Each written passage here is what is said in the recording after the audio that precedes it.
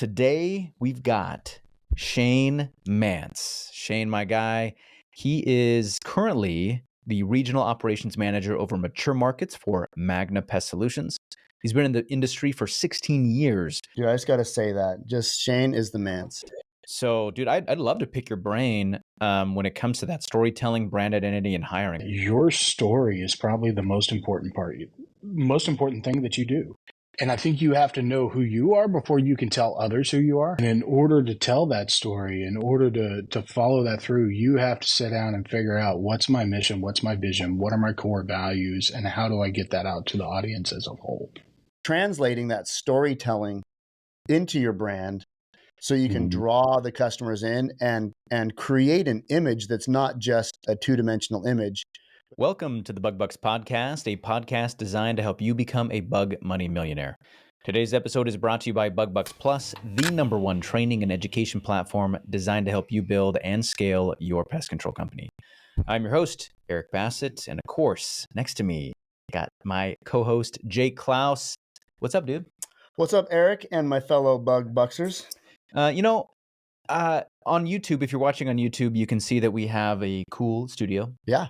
This is our third episode recording in the studio. Yes. Right? Yep, Episode I think number so. 3. Yep, number 3. We've got these cool little green accents on the sides now, and we're like adding little things as we go. We're coming up. Yeah, right? Yeah. It's pretty sweet. So it only took like mucho technical troubleshooting. No more balancing my camera on a stash of books in the guest room. Yeah. And telling the kids to take the dog for a walk so she doesn't bark. Get out of here. Yep. Yeah. So before we bring our guest on, you guys are going to love him. And he is actually, I feel like he's been part of the Facebook group for a long time.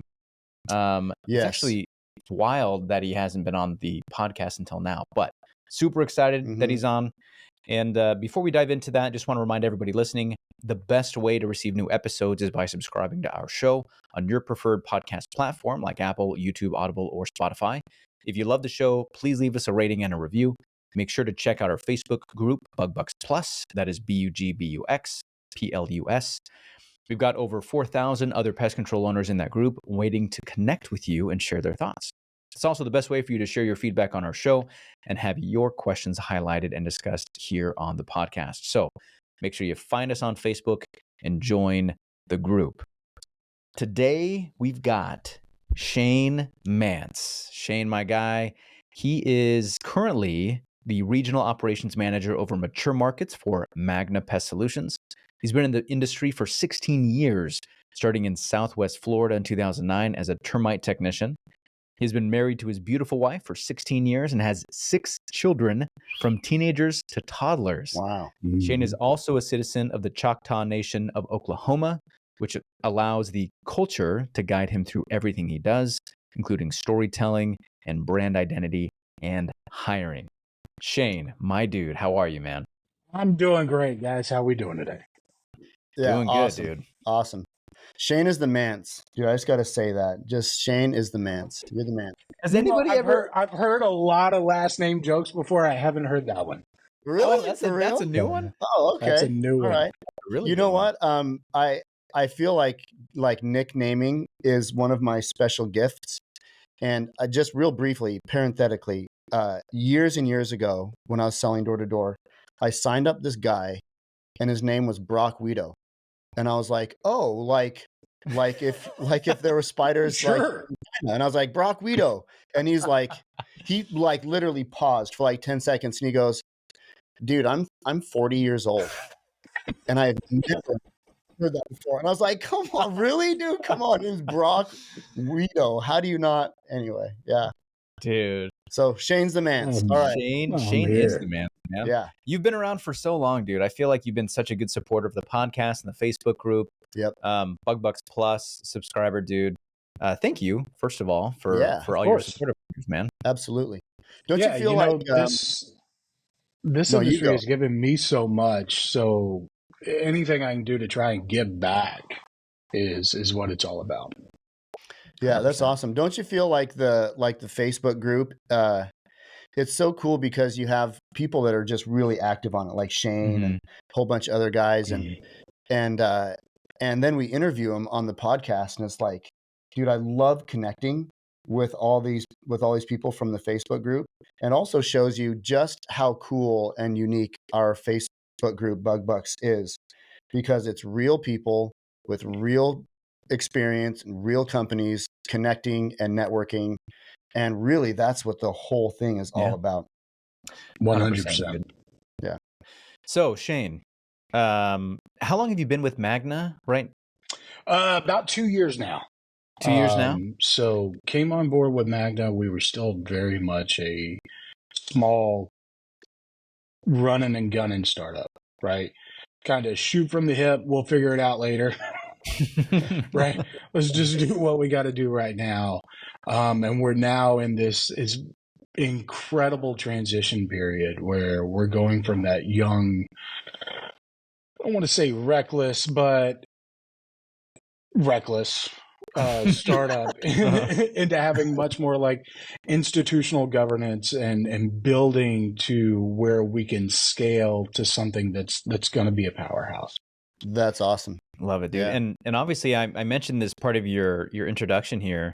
A big part of what you do when it comes to your philosophies in business has to do with being able to tell your story, right? 100%. And I identify what your brand identity truly is. How are you going to connect with your customer, that customer avatar? Yeah. And then obviously hiring. I mean, we were just finished up with a podcast episode, and a big part of that had to do with hiring.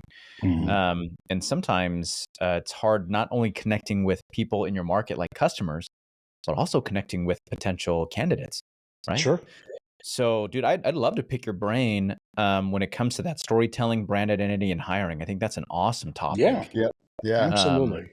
So how has that kind of been on the top of your mind so far this season? So much like everybody, right? We're gearing up for season, so obviously we're hiring technicians so that we can train them up and they're ready to roll once it comes.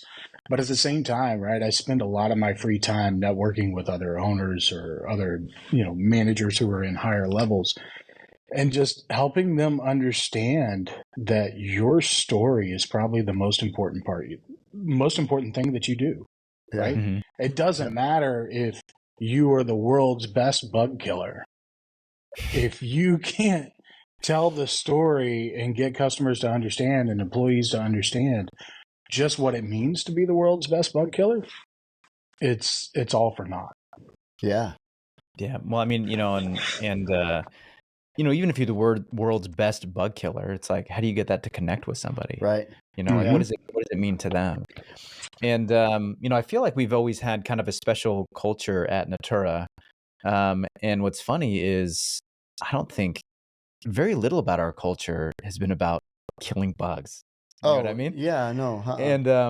And I think that's probably really similar to a lot of pest control companies, obviously maybe, and you can have culture that's about a high degree of excellence, right? Maybe your culture is about, helping people develop into high top tier talent, right? Right. Yeah. Being really good at what they do and offering opportunities like that. But yeah, pest control is a weird thing for me because as invested as we are into the industry itself, it's actually not about killing bugs. Right. Yeah. It's about all these other things. Yeah. So 100%, right? And exactly what you just said, right? That culture that you create where maybe it's about, customer excellence or a customer experience or any number of things that flows directly into your brand identity. Who you are. And I think you have to know who you are before you can tell others who you are, right? And you can tell others who your company is, right? And if we look at the industry as a whole, you've got quite a few personas, right? And I don't want to say any other organizational names, but you've got the cop, right? We're tough on bugs. You've got the scientist, right? We know bugs. You've got the large family-owned and operated companies, right? And that's their thing. That's their brand identity and what they put forth. That's their hook. Yeah, right. You can have the goofy companies, right? You can have I feel like sometimes that. Sometimes I may or may not be speaking about Natura in that one. Yeah. But then you've definitely. also got the some of these organizations where I'm like, are you selling pest control or is this more of like a fashion brand? Like what? Oh, yeah. Yeah. Where the photo shoots are like, man, you take out a B&G sprayer and I'm 100% sure that this is like a vacation sort of advertisement. Yep. Or a lifestyle brand or something like that. But that's your brand identity. Yeah. And in order to tell that story, in order to follow that through, you have to sit down and figure out what's my mission, what's my vision, what are my core values, and how do I get that out to the audience as a whole. Yeah. So what would you say your brand identity is? And, like crack open that storytelling nut for us. Sure. So we are your all-in ally, right? Okay. Yep. We are walking shoulder to shoulder with our customers, and whatever you go through in life, we're there to help solve those problems. We are your all-in ally. I like right that. there with you 100% every step of the way. And in order to convey that in your storytelling and your nature as a whole, or excuse me, your vision as a whole, I feel like we kind of need to back up and focus on what storytelling is. A lot of people, you guys will have to forgive me. I'm in North Carolina. I flew out here a couple of days ago, and these allergies are just wiping me out. Yeah. Especially when you walk into a different environment, that's different flowers and different plants. It just adds to the allure of your voice, Shane. Don't worry about it. Yeah, right. But telling that story, right, is conveying your history and your vision in a compelling way, right? Think of the most prominent form of storytelling, which is music, right? Mm-hmm. Chris Stapleton, John Prine, Tom Waits, Tyler Childers, Zach Brown, right? Those guys are huge right now. What do they all do really well is they tell a story that you can place yourself into. Yep. Right. I don't know about you guys, man, but I listened to a Tyler Childers song. I've never been to West Virginia, but damn, do I feel like I grew up there. Right. Yeah. And it's just that message of telling your story in such a way that others want to have a page in your storybook. Yeah. Mm-hmm. Right. I never thought of it that way. That tracks. Yeah. Yeah. I mean, you think about the great storytellers. Mm-hmm. The people that can just captivate you and bring you in. There's a book that I read, oh my gosh, so many years ago called, what's it called? Building Your Story Brand. Build Your Story Brand. Build Your Story Brand. Yeah. And it's kind of the same thing. And I'm a lot like you, Shane. I love telling a story. And I feel like I'm actually a pretty good storyteller. But translating that storytelling into your brand so you can draw the customers in and create an image that's not just a two-dimensional image, but that has depth and richness, right? Yeah. So how do you convey your story to your customers and to your market? How does that translate? Yeah. So that's really going to then encompass everything you do, right? Let me rephrase that. For us, for example, right, we're your all-in ally. So every touch point, every phone call, every text message, every email, every door hanger that's left behind, every phrase that we say to customers is meant to convey that reassurance that no matter what happens, you can call on us. We're here to help. Yeah. And so, if you're the goofy guys, right, and I'm going to use Natura as an example here because I absolutely love all the stuff there, right? Your customers know that no matter what, when they call you, you're going to solve their problem, right? But at the same time, they're going to have a great time while you do it. Oh, yeah. Yep. Right? Maybe Jake's going to show up dressed as a mouse. We don't know. How's that going to happen? We've actually considered that before. Right. But they know every time I pick up the phone and I call Natura, hey, maybe this is the time I get Jake in a mouse costume. Right. Yeah. That's the idea. And so conveying that story or telling that story pulls that customer in and saying, no, I want to be a part of this. Right. They understand your vision and your mission. For us is our vision is to change the world one service at a time. And they want to be a part of how that world is changed. Yeah. And I like how intentional you guys make it. You know, you talk about the emails, the phone calls, the door hangers, right? I mean, any advertisement that you probably have, you know, ads you put out on Google or Facebook or wherever, you know. Once you identify what your brand identity is, right? And you want to be able to share that with everybody, the next step is being consistent in how it's shared. Yeah. You know? 100%. And it's like, obviously, we've had to redesign our website many times. I say many times, a handful of times we've redesigned our website. Yeah. It just feels like a lot because it kind of always is. Right.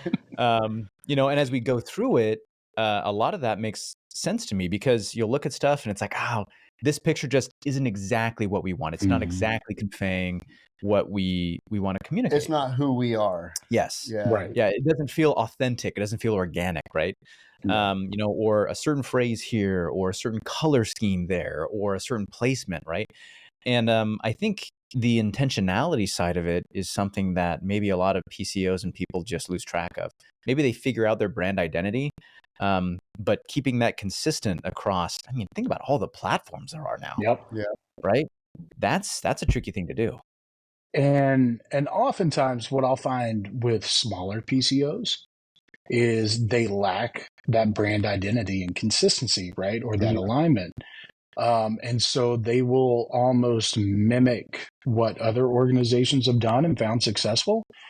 And then it winds up having kind of this disjointed message where like, hey man, 3 weeks ago you were talking about this and now you're talking about this. And there's no thread of oh gosh, consistency is the only word that's coming to mind right now. Yeah.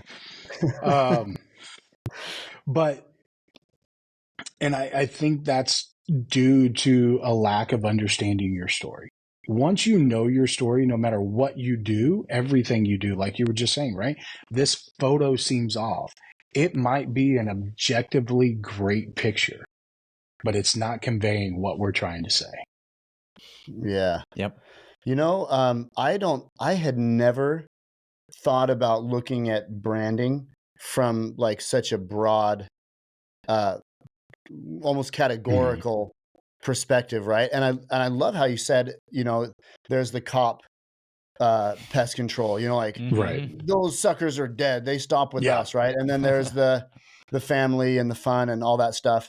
And I'd never thought about it like that. And the culture of Natura just kind of organically became what it is, because as we're trying to, put ourselves out there and show the community, it's just kind of like all these things just happened organically, like the bug costumes that just happened because a customer said, hey, you guys should be in the 4th of July parade. And, just things kind of happened unintentionally, I guess I'll say. Right.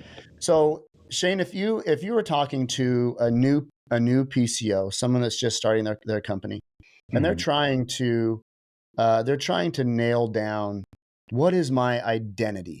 Like, who do I want to be known as?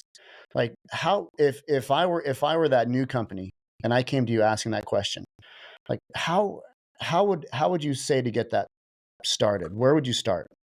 It would start with your personal core values, right? And we know as people, a lot of people don't understand what are my values, right? What are my lines in the sand that I'm not willing to cross?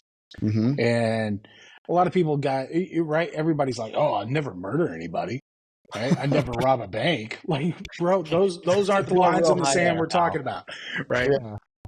But what are your core values? What are your driving forces behind you? And that's going to take a lot of contemplation and a lot of thought. But once you have that, that'll give you a rough idea of sitting down and putting together kind of this brand identity or this circle. And this is where things are going to go a little bit left, but I'm going to say, don't be afraid to utilize ChatGPT in this. Oh, okay. Yeah. Right. Just make sure you're utilizing it correctly and asking it to role play. Because if you just toss a kind of a blank script in there, it's just going to spit out trash. Yeah. But if you ask it to role play that, hey, you're a marketing agent and these are my core values and I need you to design several brand identities that fit within this, it'll probably give you some good rough outlines that you can then take and refine and fully flesh out.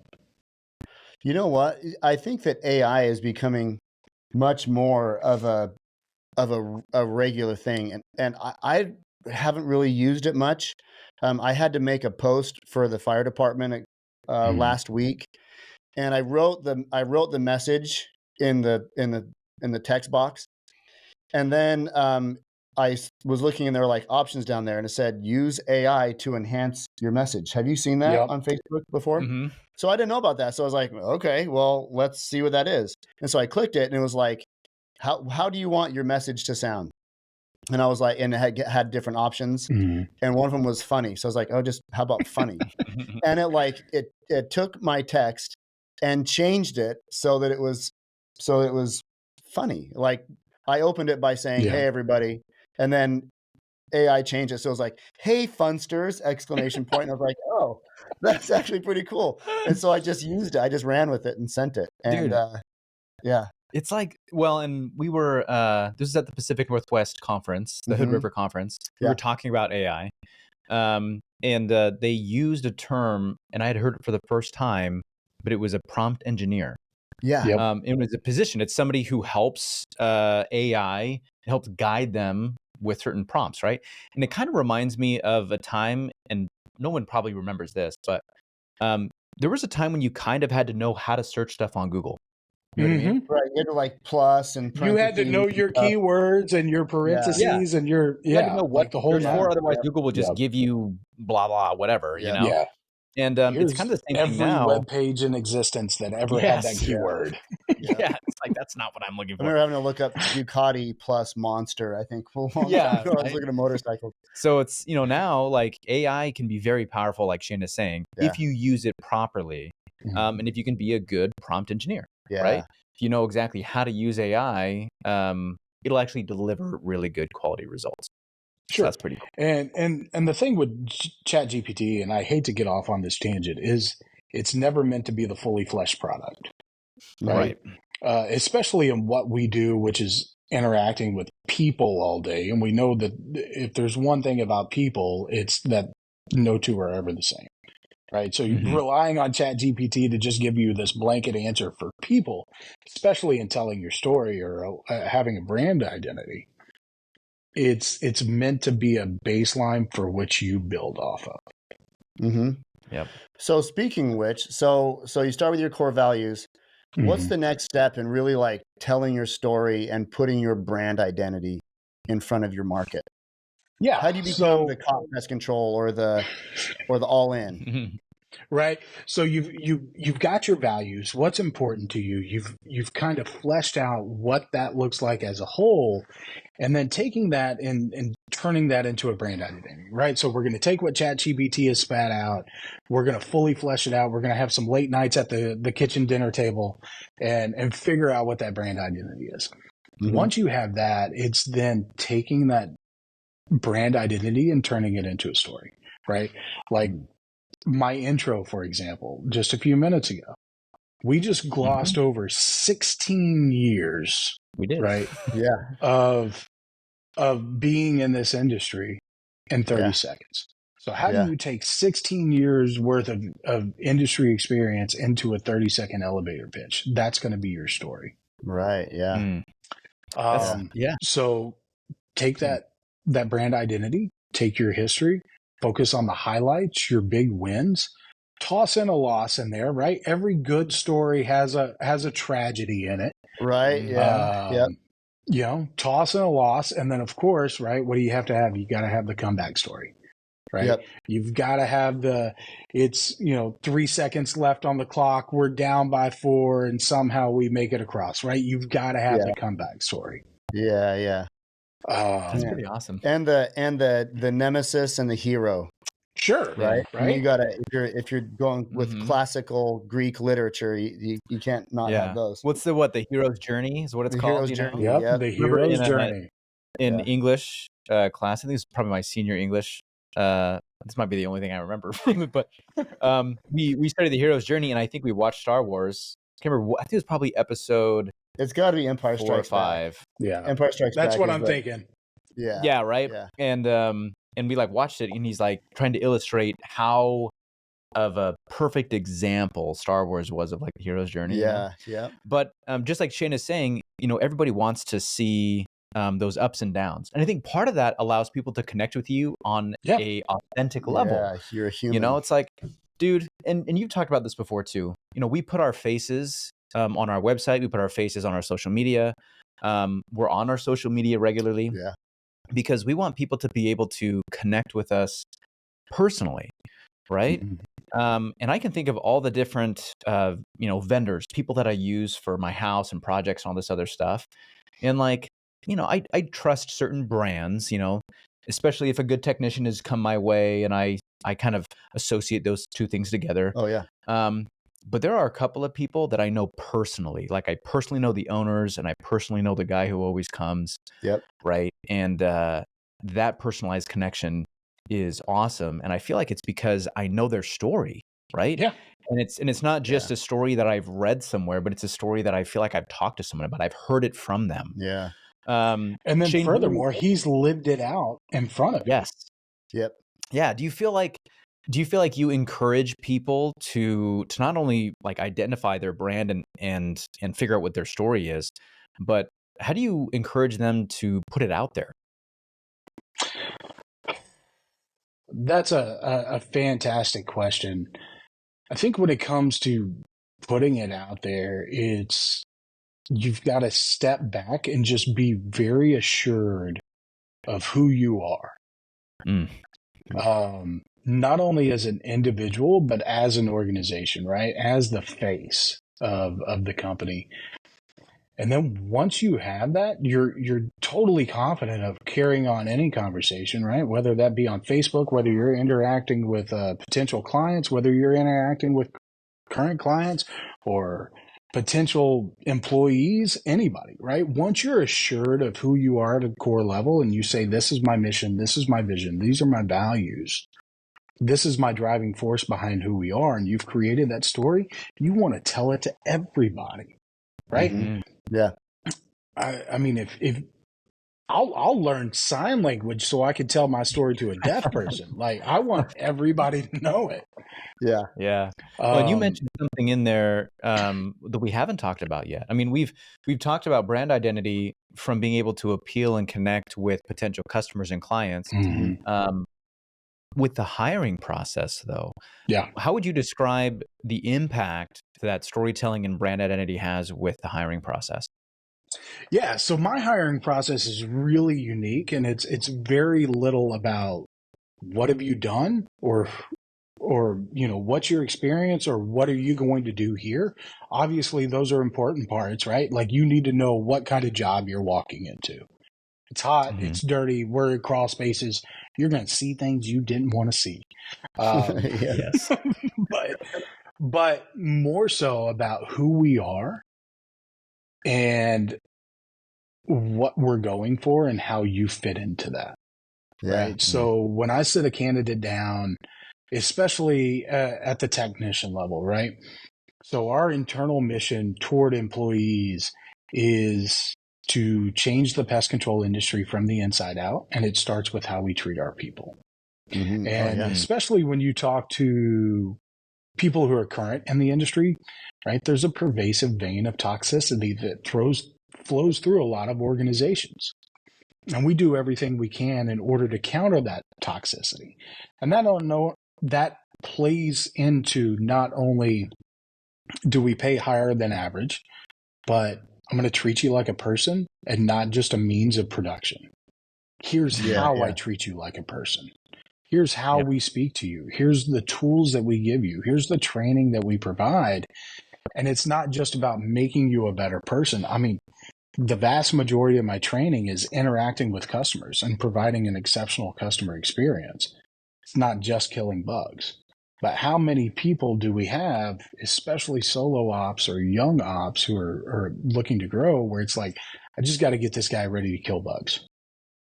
Right. Yep. I got to have him remember Yep. the entire label of demand CS. I'm like, man, that might be great, right? That's certainly a part of it. But how well is that employee bought into your mission, your vision, your values, and how well are they conveying that? And so are you saying that that in your hiring process, what you want to do is create a scenario where the technician sees his place in your organization, 100%. almost like there's a hole in our organization, and you're the one that's going to fill that hole. Right. Like they see that themselves requires in that your role. unique personality, your unique abilities, your unique skills is what fills that hole, right? And it circles back to what I just said. We have to tell a story that makes them want to have a page in that storybook. Yeah. It's like you're casting for a role, you know, and it's specifically designed for them. Right. Yeah. That's awesome, dude. Wow. That's great. And so with that, right, and it circles back around to that storytelling. Like, I don't know if you've ever seen my hiring ad. I posted it up for a couple of guys to use in the Bug Bucks group. But at the very end, right, it goes through all the regular stuff. And then at the very end, it's like, all right, now for the real talk. Been in this industry for a long time. I know exactly what it's like to work with. You can bleep me out in post, but I know exactly what it's like to work for shitty bosses. And I do everything I possibly can to make sure you don't have the same experience as I did. Right. Yeah. Right. And so by telling that story, even just those small words, people are going, hey, wait a minute. This is a lot different than that big box store ad that I saw 30 minutes ago. Yep. Yeah, totally. Dude, we had Dennis Kukta on just before this, and he said something that I have to write down because it was awesome. But he said that organizations create competitors. No, he said companies create competitors. Yeah, companies create competitors because they don't know how to take care of their people. Yeah. Yeah. And I was like, dude, that's freaking money. Yeah. Right. And I think that a lot of times, just like you said, you know, you have stuff to do as a company, as an organization. You have deadlines, right? You have real live tangible things that have to happen. And when you're trying to hire somebody, sometimes you get lost in the thick of things and you're like, dude, if I could just find anybody, whatever this guy, come in, like you said, read this label, study this stuff, pass this test, right?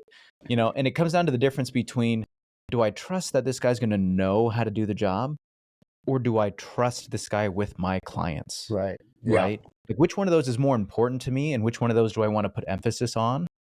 Because obviously, if you trust a guy to do the job, that's great. But is he truly going to take care of the people the way that you would do it? Yeah. Oh, yeah. That's the hard part, right? I mean, when you start your own company and it's you that's making the relationships with these customers, hiring your technicians to take over that role, it kind of pulls on your heartstrings in a way, because you're like, gosh, I really hope that I made the right hire. He's going to be able to do a good job, and, you know, not replace you, but represent you well. No, and I've been there, right? Like, having my own company previously, it was, you know, I had this mindset of no one's ever going to love my customers the way that I love my customers. But I think now I see where my failure was, and that was getting the buy-in, getting people to want to be a part of this story, not just my story, our story. And once they feel like they're a part of our story, your customers become their customers. Dude. Yeah.